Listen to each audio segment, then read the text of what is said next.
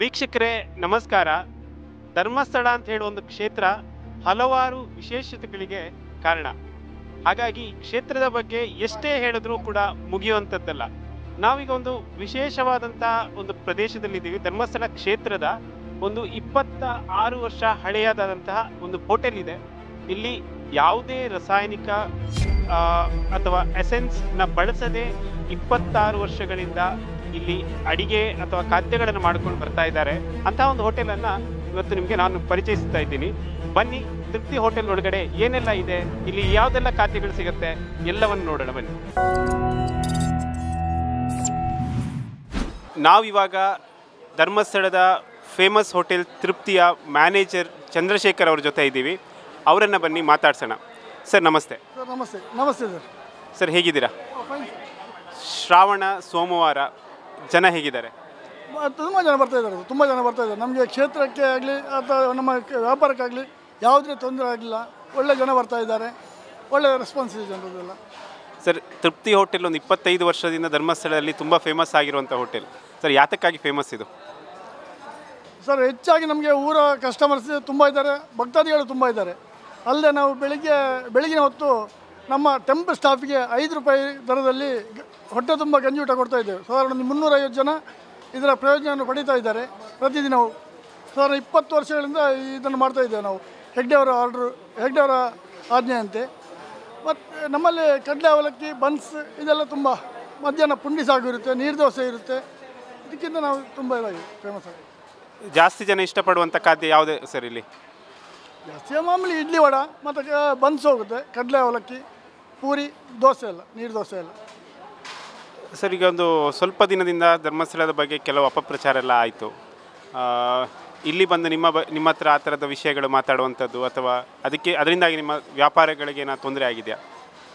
ಅಪಪ್ರಚಾರದ ಬಗ್ಗೆ ನಮಗೆ ಯಾವುದು ಎಫೆಕ್ಟ್ ಆಗಿಲ್ಲ. ಎಫೆಕ್ಟ್ ಆಗಿಲ್ಲ ಅಂದರೆ ಒಂದು 10% ಜನ ಅದನ್ನು ಸತ್ಯ ಅಂತೇಳಿ ನಂಬಿರ್ಬೋದು. ಎಲ್ಲ ಊಹಾಪೋಹಗಳು ಎಲ್ಲ ಸುಳ್ಳು. ಅದು ಈಗ ಬುರುಡೆ ಪ್ರಕರಣ ನಡೀತಾ ಇದೆ, ಏನು ಮಾಡಲಿಕ್ಕೆ ಆಗಲಿಲ್ಲ ಅವರಿಂದ. ನಿಜವಾಗಿ ಸೌಜನ್ಯ ಹೋರಾಟಕ್ಕೂ ಇದಕ್ಕೂ ಸಂಬಂಧವೇ ಇಲ್ಲ. ಕ್ಷೇತ್ರವನ್ನು ಹಾಳು ಮಾಡುವಂಥ ಒಂದು ವ್ಯವಸ್ಥಿತ ಸಂಚು ಇದು. ಇದಕ್ಕೆ ಏನು ನಮಗೆ ಕ್ಷೇತ್ರಕ್ಕೆ ಏನು ಇದಾಗಿಲ್ಲ, ಆಗೋದಿಲ್ಲ.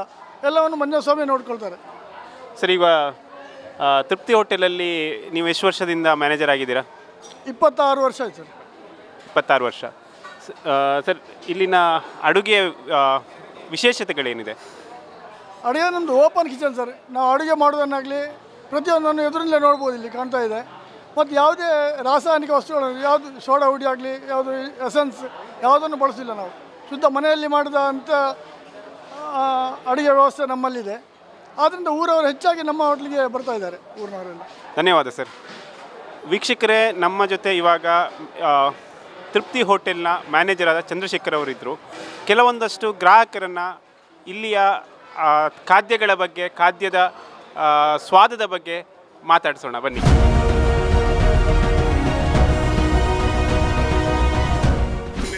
ನಮ್ಮ ಹೆಸರು ಆನಂದ್ ಸರ್. ಧರ್ಮಸ್ಥಳಕ್ಕೆ ಎಷ್ಟು ವರ್ಷದಿಂದ ಬರ್ತಿದ್ದೀರಾ? ಸರ್, ನಾವು ಟ್ಯಾಕ್ಸಿ ಡ್ರೈವರ್ ಸರ್. ಭಾಳ ವರ್ಷದಿಂದ, ಒಂದು 20 ವರ್ಷದಿಂದ ಬರ್ತೀವಿ. ಯಾವ ಊರು ಸರ್ ನಿಮ್ಮದು? ನಮ್ಮದು ಹಿರಿಯೂರು ತಾಲೂಕು ಸರ್, ಚಿತ್ರದುರ್ಗ ಡಿಸ್ಟಿಕ್ಕು, ಗುಳ್ಳಿಯ. ತೃಪ್ತಿ ಹೋಟೆಲ್ನ ಫುಡ್ ಹೇಗಿದೆ? ಸೂಪರ್ ಆಗಿದೆ ಸರ್. ನಾವು ರೈಸ್ ಬಾತು ಪಕೋಡ ತಗೊಂಡಿದ್ದೀವಿ ಸರ್. ಚೆನ್ನಾಗಿದೆ ಸರ್. ಸರಿ, ನೀವು ಇಲ್ಲಿ ಎಷ್ಟು ವರ್ಷ ಡ್ರೈವರ್ ಕೆಲಸ ಮಾಡಿದೆ ಅಂದರೆ ಎಷ್ಟು ವರ್ಷಗಳಿಂದ ಧರ್ಮಸ್ಥಳ ಬರ್ತಾ ಇದ್ದೀರಾ? ಸರ್, ನಾನು 2013ರಿಂದ ಬರ್ತಾಯಿದ್ದೆ ಸರ್. ಮಂಜುನಾಥ ಸ್ವಾಮಿ ನಿಮ್ಗೆ ಆಶೀರ್ವಾದ ಮಾಡಿದ್ದಾನೆ. ಓಕೆ ಸರ್, ಮಾಡಿ ಸರ್. ಸ್ವಾಮಿಯ ಬಗ್ಗೆ ನಿಮ್ಮದು ಏನು ಅಭಿಪ್ರಾಯ? ಸ್ವಾಮಿಯಿಂದ ನಮಗೆ ಒಳ್ಳೇದಾಗ ಸರ್, ಅದಕ್ಕೆ ನಾವು ಚಾಲಕರಾಗಿ ಬರ್ತಾ ಇರ್ತೀವಿ ಸರ್. ನೀವೇನು ಮನಸ್ಸಲ್ಲಿ ಅಂದ್ಕೊಂಡಿದ್ದೀರದೆಲ್ಲ ಆಗಿದೆ ಸರ್? ನಾವೇನು ಆ ಥರ ಬೇಡ್ಕೊಂಡಿಲ್ಲ. ನಾವು ಬೇಡ್ಕೊಂಡಿರೋದು ಏನು ಬೇಡ್ಕೊಂಡಿಲ್ಲ, ಬೇಡ್ಕೊಂಡು ಕೇಳ್ಬೇಕು ಸರ್. ಸರ್, ಫುಡ್ ಹೇಗಿದೆ? ಚೆನ್ನಾಗಿದೆ ಸರ್.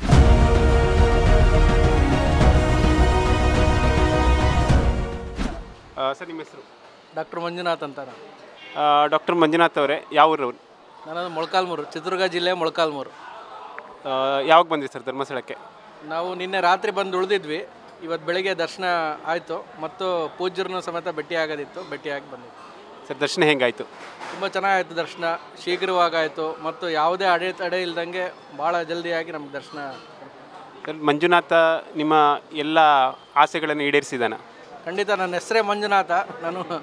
ನನ್ನ ನಾಮಕರಣನೂ ಸಮೇತ ಇಲ್ಲ ಆಗಿತ್ತು ಅಂತ ಮಂಜುನಾಥ ಅಂತ ನನ್ನ ಹೆಸರಿಟ್ಟರು ಅಂತ ಹೇಳ್ತಾರೆ. ಅದಷ್ಟೇ ಅಲ್ಲದೆ ಧರ್ಮಸ್ಥಳ ಅನ್ನೋದು ಸುಮ್ಮನೆ ಇಲ್ಲ, ಇಲ್ಲಿ ಧರ್ಮ ಕಾರ್ಯಗಳು ನಡೆಯೋಕ್ಕೋಸ್ಕರ ಧರ್ಮಸ್ಥಳ ಆಗಿರೋ ಅಂಥದ್ದು. ಅದಷ್ಟೇ ಅಲ್ಲ, ಇವತ್ತು ಒಂದು ಸರ್ಕಾರ ಏನೆಲ್ಲ ಮಾಡ್ಬೋದಿತ್ತೋ ಅಷ್ಟೂ ಸಮೇತ ಧರ್ಮಸ್ಥಳ ಗ್ರಾಮೀಣಾಭಿವೃದ್ಧಿ ಸಂಸ್ಥೆ ಮುಖಾಂತರ ವಿವಿಧ ಯೋಜನೆಗಳ ಮುಖಾಂತರ ಪ್ರಾಮಾಣಿಕವಾಗಿ ಡೆಲಿವರಿ ಮಾಡೋ ಅಂಥದ್ದು. ಅಂದರೆ ಜನಗಳಿಗೆ ಪ್ರಾಮಾಣಿಕವಾಗಿ ಜನಗಳಿಗೆ ಹಾಕಿರೋ ಅಂಥ ಪ್ರತಿಯೊಂದು ಒಂದೊಂದು ಏನು ದಕ್ಷಿಣ ಮೊತ್ತನೂ ಸಮೇತ ಮತ್ತೆ ಸಮಾಜಕ್ಕೇ ಸಮೇತ ಪ್ರಾಮಾಣಿಕವಾಗಿ ಹೋಗೋವಂಥ ಕಾರ್ಯನ ಇಲ್ಲಿ ನಡೀತಾ ಇದೆ.